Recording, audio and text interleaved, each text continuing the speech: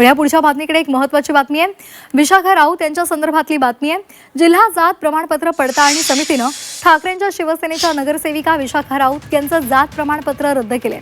त्यांचं नगरसेवक पद सुद्धा धोक्यात आलेलं आहे आणि त्यामुळे मुंबई पालिकेमध्ये ठाकरेंच्या शिवसेनेला हा धक्का मानला जातोय।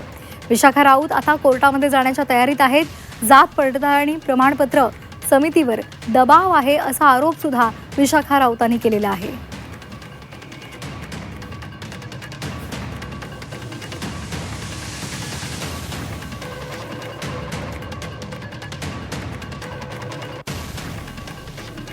तर यावर एक नजर टाकूयात ग्राफिक्सच्या माध्यमातून। मुंबई महापालिकेमध्ये नगरसेविका विशाखा राऊत यांचं नगरसेवक पद धोक्यात आलंय। पालघर जिल्हाधिकाऱ्यांनी विशाखा राऊतांचं कुणबी प्रमाणपत्र रद्द केलंय। विशाखा राऊतांकडे अपिलासाठी आता 3 महिन्यांची मुदत असेल।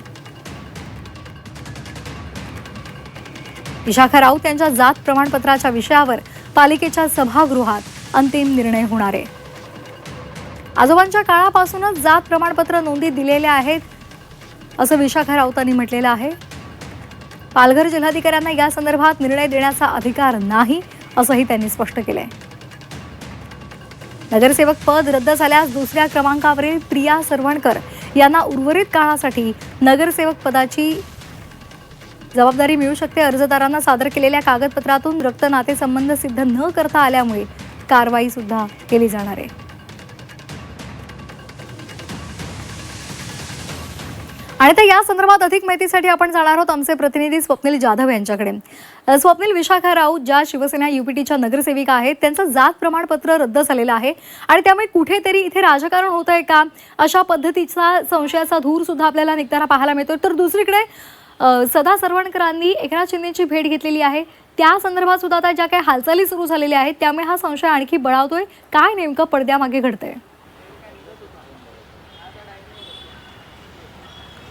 नक्कीच विशाखा राऊत यांचं जात प्रमाणपत्र रद्द केल्यानंतर आरोप प्रत्यारोपांच्या फैरी सुरू झालेल्या आहेत। राजकारण रंगताना पाहायला मिळालेलं आहे। एकूणच राजकीय हेतूंनी हा निर्णय घेण्यात आला असल्याचा आरोप हा विशाखा राऊत यांनी कालच केलेला आहे। जिल्हा जात पडताळणी समितीने विशाखा राऊत यांचं जे जात प्रमाणपत्र आहे ते रद्द केल्यानंतर खरं तर ही प्रत जी आहे आता मुंबई महापालिकेला सोमवारी मिळण्याची शक्यता आहे आणि पहिल्या सभेमध्ये त्यांच्या एकूणच नगरसेवक पद रद्द करण्यासंदर्भातील घोषणा किंवा निर्णय होऊ शकतो। मात्र यानंतर 30 दिवसांचा अवधी हा विशाखा राऊत यांच्याकडे असणार आहे। त्यापूर्वीच आपण जर बघितलं तर सदा सरवणकर आणि प्रिया सरवणकर यांनी काल उपमुख्यमंत्री एकनाथ शिंदे यांची भेट घेतलेली आहे। खरं तर विशाखा राऊत यांचं जात प्रमाणपत्र रद्द झाल्यानंतर त्यांचं नगरसेवक पद रद्द झाल्यानंतर दुसऱ्या क्रमांकाच्या उमेदवार या प्रिया सरवणकर आहेत। खरं तर दादरच्या 191 प्रभागमधून विशाखा राऊत आणि प्रिया सरवणकर हे ओबीसी कोट्यातून लढत होते। महिलांसाठी हा राखीव वर्ग आहे खरं तर आणि त्यामुळे विशाखा राऊत यांचं जात प्रमाणपत्र रद्द झाल्यानंतर प्रिया सरवणकर यांची आता कुठेतरी हालचाल सुरू झाल्याचं पाहायला मिळतं। त्यामुळे उर्वरित काळासाठी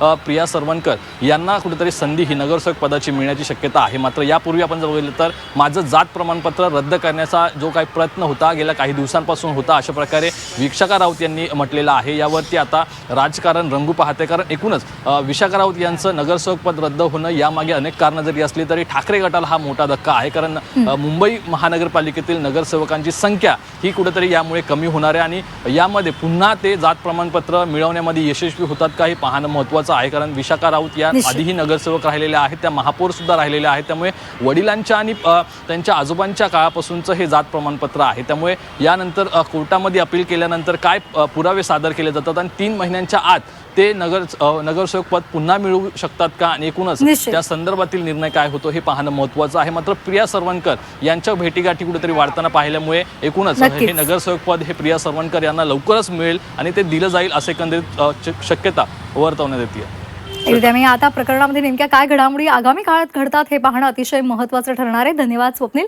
दिलेल्या सविस्तर माहितीसाठी।